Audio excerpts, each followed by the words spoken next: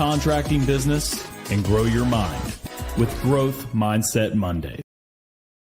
And now your host, Garrett Bake. This is like the walkout for WWE. Pretty soon we're going to have the fireworks going. I'm going to have my whole entourage with me. I'll probably have like a lucha libre mask and just be walking out to the music. We're working on it though. We're working on it. We'll get it locked in one of these days. Welcome to Mindset Mondays. If you are here live, go ahead and drop your name, your business name, and where you're from so we can shout you out. Really excited for you guys to be with us today. Also, apparently, I'm not very good at this thing, and I'll admit that. But we do want you guys to subscribe to our channel. We do want you guys to like and follow us. Why? Because then you'll get notifications when we go live, when we have special events or trainings. We'd love to be able to share that with you. We got Alexis Escalante. Hello, welcome. Daniel Kappen with Noble Custom Glass, Mirror from Buford, Georgia. Welcome to the show.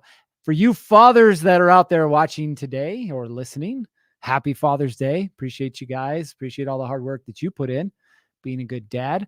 We've got Matthew Zieptka, probably not pronouncing that right, out of Dallas. Dominic, SMT Services, and in Utah. What part of Utah, Dominic? Maybe we can grab some coffee one of these days or lunch or something like that. Well, Father's Day was this weekend, and I had a really good time. In fact, Justin and I were talking about this earlier. Father's Day was kind of unique for me because I'm on the other side of things, right? This weird, I call it no man's land, in that I have all my kids that are technically adults, but I don't have grandkids. So where do we land, right? I don't have the little kids writing me the notes, which I do miss. Justin will get those here pretty soon. I still got those from when my kids were little. And yeah, they do, bring a little tear to the eye. It's kind of nice. I like it. All right. We've got Jason Williams says, Happy Father's Day. Dominic, Salt Lake City. All right, my man. We'll have to get together one of these days for sure. We got Matt Pinkston, Bright Electric, Evansville, Indiana. Jason back on the show, the Handyman LLC from OKC. Alexis Escalante is from Miami-Dade County. Hot. Juan Alaya from Panama City Beach, Florida. Welcome. Brian Ashley, Handyman Can, Lawrenceville, Georgia. Got a lot of you guys. Appreciate you being here. Appreciate you sharing with us. Well, I want to talk about something that was really interesting that happened this last week. And it's actually a good thing. I was having lunch with a good friend of mine, and he owns a company that's in the real estate space. So it's not in the contracting space, but it's in the real estate space. And what he realized about 5 years ago is there was a huge opportunity in the space that no one was taking advantage of, right? Now, a lot of you guys are familiar with real estate. You probably bought or sold a home over the years. Well, what happens? Well, you get an agent, and the agent writes a contract, right? And then there's behind the scene things that need to happen. You got to get a lockbox on the home. You got to get a sign put on the home. You got to get pictures and or video put on the home or on the home. You have all these things to prepare the house to sell, right? The problem is it's a very manual thing. And not only is it a very manual thing, but you got to call the photographer, the videographer. Then you got to call the lockbox company. Then you got to call the sign company. And it's all these different moving parts to try and get one thing done. And that is prep the house for sale. And so Grant, my good friend, said, I saw this opportunity and I said, it's not that the things don't need to happen, because they do. But is there a better way or a faster way or a more efficient way to make them happen? And so he created a company. His company is called Obio, O-B-E-O. Shout out to Obio. He created this company called Obio. And here's what they do. You're a realtor. You could be in Austin or you can be in Anchorage, Alaska. It doesn't matter where you are throughout this great country. You can log into their platform. You could say, here's the address and here's the package of pictures that I want. Here's when I want the lockbox and the sign installed. And then they take care of all of that for you. They shoot your videos, they record everything, and then they turn around and they give you the finished product so you can just post it on your listing and off you go. Pretty ingenious, I would say. Now, his company, I won't reveal how much it's worth because he won't let me, but let's just say multiple 8 figures. All around doing what somebody was already doing, but doing it better, right? Doing it faster, doing it more efficiently. And that's kind of the theme for today. Got a couple more shout outs though before we get started. We got Brandon DeLucia, Handyman Hustler, Home Services, Marietta, Georgia. Robin King, I Do Handyman, says, howdy ho, neighbors. Howdy ho. Must be a thing from the South because I don't ever say howdy ho to anybody. In fact, I'd probably get slapped in some of the places that I go if I called them howdy ho. And Dallas Turner, welcome to the show. I want to give you a couple of examples. I'm a big sports guy. I was one of those wannabe athletes, and I will openly admit it, wannabe athletes. I was good in high school, but not good enough. In fact, my scholarship offers came from Division III colleges, not one, not two, but three, which I think is still above community college, but not by much. So I had a couple of Division III scholarship offers in football and in track. Ended up pursuing a different path that didn't take advantage of those.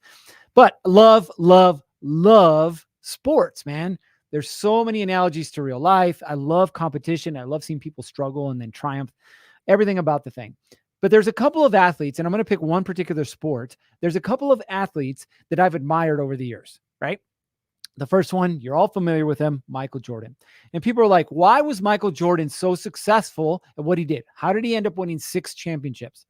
Right? Was it a supporting cast? Well, I don't know. Do you think Dennis Rodman was really that good of a basketball player? Scottie Pippen? Maybe. I don't know. Average at best, right? But what made Michael Jordan elite, right? Better than everyone else. Now, if you don't know the backstory about Michael Jordan, he actually got cut from his freshman basketball team. Cut. Like, you're not good enough for the 15 guys on the team. Sorry, you're not going to play this year, right? Cut. And at that point, he had a decision to make. And the decision was, how am I going to make myself better? Or am I just going to like turn out like everybody else? Maybe get a job, maybe not, and just kind of manage my way through life. So Michael Jordan decided, of course, that he was going to double down on himself. And he did. And he committed to himself in the morning, before school, after school, training, shooting, practicing. And then obviously we know what happened from there. But here's the interesting part. Tim Grover was the personal trainer for Michael Jordan, Kobe Bryant, Dwayne Wade, and some of these other basketball stars. You can look him up. Great dude. He's got a couple of really good books. So Tim Grover was talking about Michael Jordan's routine. And he said, when I first started working with Michael Jordan, it was more about injury prevention, right? The first couple of years that he started working with him, injury prevention. And what happened the first couple of years of Michael Jordan's career? Well, he didn't win any championships. I mean, he was good, but he didn't win any championships. And then Michael Jordan went to Tim Grover and said, I want to take this thing to the next level. I don't want to be elite. I want to be the elite of the elite. So Tim said, all right, well, button up your chin strap. Here we go. And so Tim created a routine for him. Now in the off season, that was anywhere from, I think, 2 to 3 or more hours a day of training. But then it also carried over into the season. Michael Jordan, from what I'm aware of, was the first athlete to lift weights after a basketball game. So he would play an entire 4 quarters, 40 to 48 minutes. Good game, shake hands, fist bump. And instead of going partying, instead of going back to the hotel, instead of going out to dinner, he would go to the weight room and he would bust out a workout, at least an hour-long workout, right? So people are like, why was he so strong? Why was he so good at what he did? Well, it's because he went above and beyond what everyone else did. But here's the crazy part. It wasn't the thing that he did once or twice or 3 times. It was his commitment to the process. Now, you guys have heard the saying before, trust the process. Well, what the hell is the process? Have you ever asked yourself that? Trust the process. Hey, that's a cool shirt. But then what? What does it mean? And most people don't know what it means. Okay. And I'm going to key in on a few people here, and then we're going to talk about this exact thing, the process. Okay. Example number 2, Kobe Bryant. Rest in peace, Kobe. An amazing basketball player. Some people hated him. They hated him because he was so damn competitive. There's a story of the Olympics, right? And I forget what year it was, but Paul Gasol, who played for Spain, was actually his teammate on the Lakers. So they were friends. They were teammates, right? They grinded together. They sweated. They bled, everything, all that stuff together. But in the Olympics, Kobe Bryant saw him as exactly what he was, which was the opponent. And he didn't want the opponent to think he was soft. So first play of the game. Ball comes in, gets passed to Paul Gasol. Paul Gasol passes it and then goes to set a screen on Kobe. Kobe takes Paul Gasol out. He doesn't tackle him, but everything short of tackling him drops him to the ground and then just stares at him. That's how competitive Kobe Bryant was. That's how much he wanted to win, right? Now, Kobe's training routine was Michael Jordan's training routine, but probably a little more intense. He would usually train in the offseason 3 to 4 hours at a time. That included weight training, that included basketball drills, that included cardio. Because he didn't want to be the guy in the fourth quarter with his hands on his knees, gasping for air, trying to call a timeout. He wanted to be the guy in the fourth quarter with the ball in his hands and the confidence and the coolness and the calmness to take that winning shot and make it, right? Kobe Bryant. Steph Curry, arguably the greatest shooter of all time. Whether you like the Golden State Warriors or not is irrelevant. Steph Curry's one hell of a shooter. When that guy gets on, he is on, right? Change an entire game. On the offseason, Steph Curry takes 1,000 shots a day, 1,000 shots from different places. During the season, 500 shots a day. Think about how many shots he's taken over the years. How many shots, right? And so people ask, well, how is he able to hit that crossover fadeaway in the corner with a hand in his face? Well, because he's practiced it thousands of times, right? 3 examples, 1 sport. But I want you to key in on something, okay? Now I'm going to give you 2 more examples, one from a different sport, one from something completely different, business. And I want you to see how this relates to exactly what we're talking about. The first one, Michael Phelps. Now, if you don't know who Michael Phelps is, Google him, please. Arguably the greatest swimmer of all time for the United States, especially. They won Olympics, won 9 gold medals, right? 9 gold medals. But here's the crazy thing about Michael Phelps. They asked him why he was so successful at swimming. Was it the amount of carbs that he ate? Was his training routine? What was it? And Michael Phelps looked in the camera and said, the reason I'm as successful as I am is because I spent 5 years and I didn't miss a day of training. 5 years. For those of you who are listening, that includes the weekends. 5 years of training to get to the level where he was above the elite in the world. 5 years, right? So you're probably thinking to yourself right now, man, that's crazy. I can't even keep a diet for 4 days. And here he is for 5 years. I've done 75 hard. In fact, I did 75 hard twice in a row. So that would put me at 150 days. That's 150 days. That's nowhere near 5 years, right? So we talk about mindset. We talk about what elite means, okay? But there's another piece to this. And back to what I said when I was talking about Michael Jordan. Michael Jordan committed to something called the process. Steph Curry committed to something called the process. Michael Phelps, Kobe Bryant committed to something called the process, right? And the process is what makes you better. We're going to talk about the process. Here's a business example of the process. How many of you guys like Starbucks? Even if you're pro-American, I guarantee you probably had Starbucks in your life. Whatever the coffee joint, not here to talk about the coffee joint. I'm here to talk about Howard Schultz, who's the one who blew up Starbucks, right? Sent it worldwide. In fact, nowadays, you go into a parking lot, you probably have a freestanding Starbucks in the corner and then one in a store inside the same parking lot, right? That's how big Starbucks is. But what made Starbucks what it is today? Where you can go in and order your caramel macchiato with whipped cream and a cherry on top and drink it with your thumb in the air. You know, I know who I'm talking to out there, right? Or you like your coffee black, whatever it is. But Starbucks, right? What made them elite? Well, here's a perfect example. So Howard Schultz, he's not the CEO anymore, but when he was the CEO of Starbucks, he was doing some store checks, random store checks. He's in the Midwest for some meetings. He decided to stop by his store. He walks into the front door of the Starbucks. Nothing special about the Starbucks, just a regular Starbucks with a drive-through, a few people inside. He walks in. And the first thing that he notices when he looks up is that the light bulb at the entrance is out. It's not working, right? Now, what did Howard do in that moment? Here's a question for you. And I'd love to hear your answer in the comments. Did he replace the light bulb? Did he go back to the supply room, grab a light bulb, and replace it? Right, get it done super quick, and he's done it over with. Did he go get the store manager and tell the store manager, "Hey, your light bulb is out. You might want to fix that"? Or did he do nothing? Absolutely nothing. What do you think Howard Schultz did? Go ahead and drop it in the comments. He changed it himself. He had the store manager change it, or he did absolutely nothing. What did Howard Schultz do?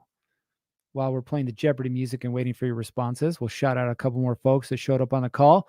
We got Andres de la Garza, Andy and Mike with DLG Construction. Welcome. Bobby Morris, welcome. We got John at McMahon Enterprises. Welcome to the show. All right, we got some answers coming in. Barry says he did it himself. All right, fair enough answer. What do you guys think that he did? Did he do it himself? Did he have the store manager do it?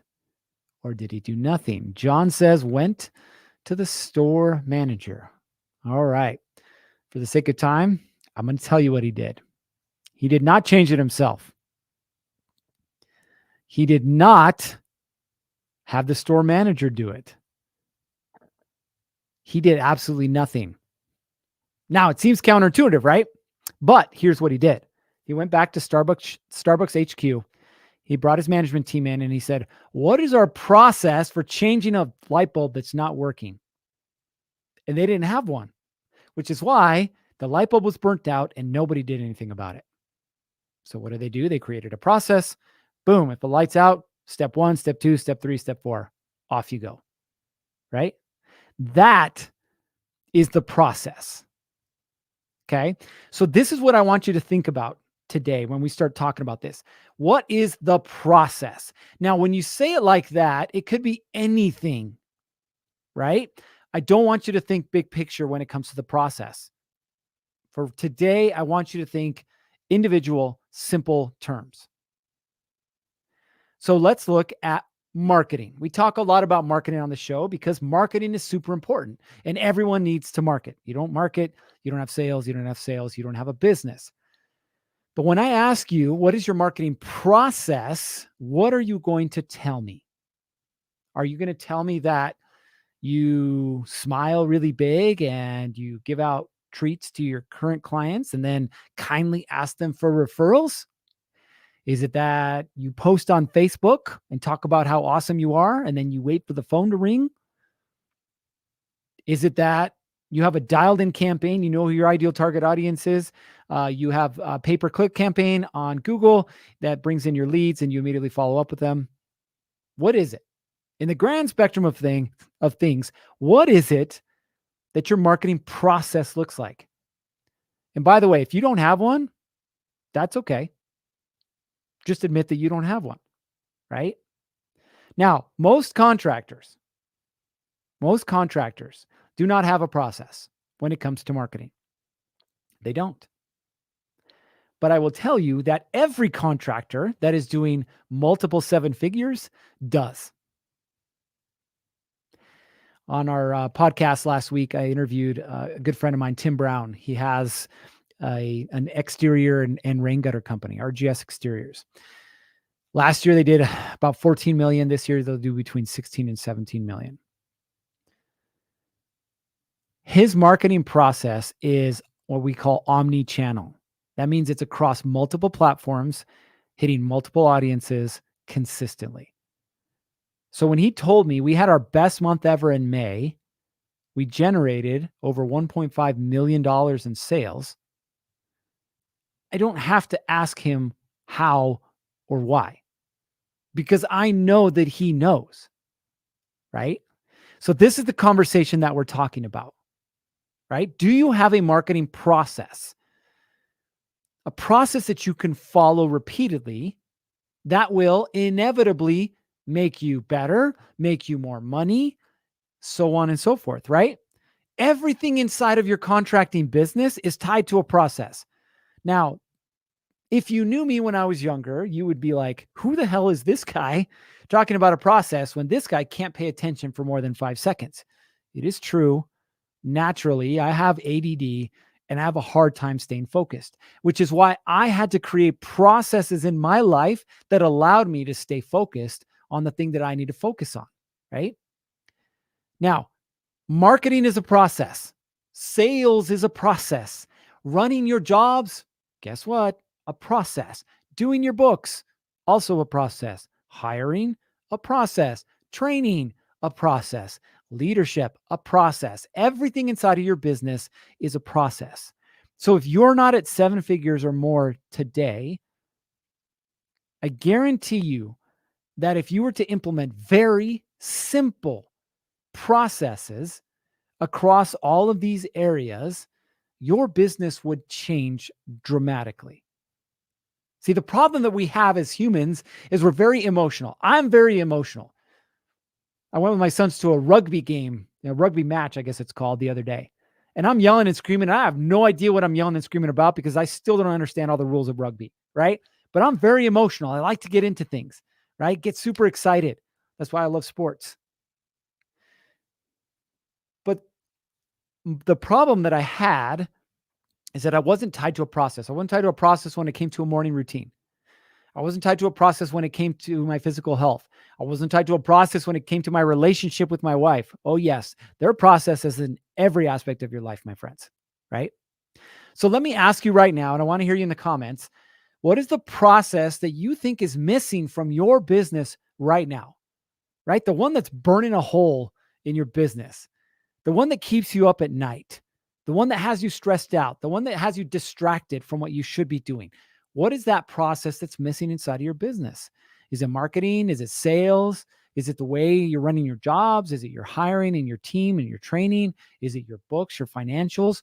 Like, what is it? Go ahead and drop it in the comments. Now, I had to be reminded of this. So thank you, Justin. While you guys are writing your comments, remember, like, subscribe, follow. We want to make sure you guys get notified when we go live with all of our content. The process then, okay? The process is burning the biggest hole in your pocket right now, burning the biggest hole in your business. Think about that. What is that process? Or we should say the lack of process. Now, when I talk to contractors day in and day out, and we work with them, it doesn't matter if you're doing $10,000 a month or if you're doing $1 million a month. All of your problems are going to center around one of these areas. Just like Howard Schultz, when we started talking about Starbucks and the light bulb. Just like Michael Phelps in the pool. He wasn't elite because he wasn't committed to the process, right? The process of becoming elite. Now, for him, process included training, nutrition, recovery, right? Same thing for Michael Jordan, Kobe Bryant, Steph. They're all the same. It's the process that made him elite, right? Sure, they bring some skills to the table. It's the process that makes him elite. So John says, don't have a process. Do what I was advised to do. Mailing cards, Facebook posts, sign on a truck. All very poor results to where I may have to shut down the business. John, man, that is rough, right? And I can feel your pain inside of that message. I personally don't believe you need to shut down that business, right? I believe what you got to do is go down back to the basics. Who do I want to work with? Where are they at? How do I build relationships with them? Period. Right? You can hustle your way to 100,000. You can hustle your way to 1 million, right? Nothing complicated when it comes to the process. Just super simple. So if your marketing isn't working, you have to ask yourself, why isn't it working? Right? And since John responded, we're going to dive into this just for a little bit. So John, the first thing you got to ask yourself is, who do you want to work with, man? Who do you want to work with? Now, if you don't know who you want to work with, that might be the case. Look back and say, who have I done work with that I've enjoyed doing the work for? Look back, right? Because you're going to have clients that you never want to see them again. Like, you're like, pay me. In fact, I don't even care if you pay me at this point. I just want to be done with this thing. But look at the ones that you enjoyed working with, right? And start to figure out the answers to a few questions. Number one, what kind of work was it? Right? What kind of activity were you doing for these people? Number two, Where do they live? Like, what areas of town do they live in? Number 3, you might have the answer, you might not, but let's get into the demographics. Married, kids, age, what do they do for work, right? You're starting to identify this person. When we do this exercise, by the way, this is for all of you, you should be able to close your eyes and see this person. See this person, right? That's what you want to see. My ideal contractor that I want to work with is not a contractor who's starting out. So no offense to you guys who are starting out. That's not the person I want to work with. Why? Because my solutions are at a higher level. So when I close my eyes and I picture this is a contractor that still has the boots on, still has the tool belt on, has the phone in his hands, has the laptop in his car, is running sales, marketing, is trying to make sure the jobs are getting done right, is staying up late at night doing bids and making sure his books are balanced, doesn't spend any time with his family, eats like crap. Like, this is the person that I want to work with, right? So John says homeowners, realtors, you're a high-end carpenter. Yeah, I totally get it, right? But again, you got to dig into this thing. And in fact, we're going to get you guys a resource that'll help you dig into this a little bit more. Okay. So we're going to get you a free resource for that. But what I want you to understand is everything is a process. The process for identifying your ideal target audience, if you want to call it that, or whatever name you have for it, ICP. The point is, who do you really want to work with, right? Need a process for identifying that person. You need a process for consistently getting in front of that person. You need a process for consistently closing that person. You need a process to consistently get the work done. You need the process to consistently get paid, period. So just put something simple together for now. Let's say, for example, you already know who you want to work with, right? So if you know you want to work with, let's figure out a simple marketing process. If we see this simple marketing process for what it is, okay, we know who we want to work with. Now we're just identifying where are they or who has access to them and what am I going to do for them? That's simple. There's a cabinet company I work with. Guess what? They want to work with more builders. Cool. The first thing that we did was identify the type of builders they want to work with. They don't want to work with production builders, the big dogs. They want to work with the small to medium-sized builders. Okay. Doing anywhere between 10 and 50 homes a year. So we made a list. Okay. That was number 1. Now we've got the list. What do we got to do? We got to go figure out where they're at or who already has access to them. So one of those was the Home Builders Association. There's a lot of builders inside the Home Builders Association. So they went there and they started building relationships with them there. Then the other thing they did was like, hey, I've got their addresses. Let me stop by. Let me stop by and drop off goodies, right? So they dropped off goodie bags. They got to know the person at the front desk. And then eventually they got to know the purchasing manager. Then eventually they got to know the project manager, right? So they built a $3.5 million a year company doing that. No Facebook ads, no pay-per-click, no mailers, no nothing. Now, that's just an example. It doesn't mean you can't do these other things, right? But a very simple example. If you're starting out, honestly, more than just starting out, if you're doing less than $500,000 a year, don't spend any money on ads. You don't need to. Now, I know that's going to rile some of your feathers, right? Because everybody says ads, you need ads. Hey, we guarantee you 10 to 60 new leads if you just do this and pay us money. Don't need ads. Don't need ads. You can do it without it. Back to the topic of conversation, the process. What I want you guys to know is the more that you trust the process, as we said at the beginning, the more success you'll have. And this is not a trust the process of like, well, I went out and I contacted 10 people and none of them said that they wanted to do work with me. Well, congratulations. That's like going to the gym for 2 weeks and expecting to have a 6-pack. Word. It's not going to happen. It's not going to happen. Okay. Trust me, I've tried. There's no such thing as 2 weeks 6-pack. I'm back on the meal plan, in case you're wondering. Except for yesterday when I had cherry pie for Father's Day. But other than that, we're doing pretty good. Back on it. Let's go. Right? Your success is going to be tied much less to your skill level and much more to the process. Because believe it or not, it's the process that will increase your skill level. Some of you guys know who Alex Hermosi is. He's a great marketer. He sold his first company, which was a gym, teaching gym owners how to build their business. Sold his first company for just shy of 50 million. He's exited, I think, 9 companies for a total of $200 million, and he's on his way to becoming a billionaire, right? Now, he talks about the process, and he says you're going to pay a price. Either way, you're going to pay a price, right? But the price that you're paying at the beginning is the price to get better. That's the price you're paying. And most people aren't willing to pay the price. That's my challenge to you, is be willing to pay the price. Not today, not tomorrow, not next week, not next month, but lock in the process and be willing to pay the price for 12 months. Come back in 12 months. Here's my challenge to you. Come back in 12 months, locked in and committed to your process every single day, and tell me that your business isn't better. In fact, tell me that you wouldn't be better than 98% of the companies out there. You would. It's just your willingness to commit to the process. All right, we're at the end of this conversation.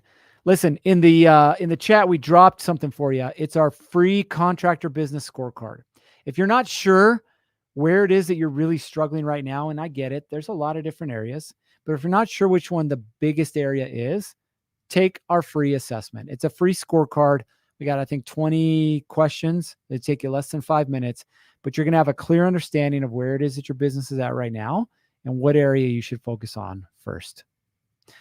All right. That's all we got for you guys. Remember, like, subscribe, follow us, share this with your friends. We want to build this group so we can build you up. All right. You know what time it is. It's time to get after it. 3, 2, 1.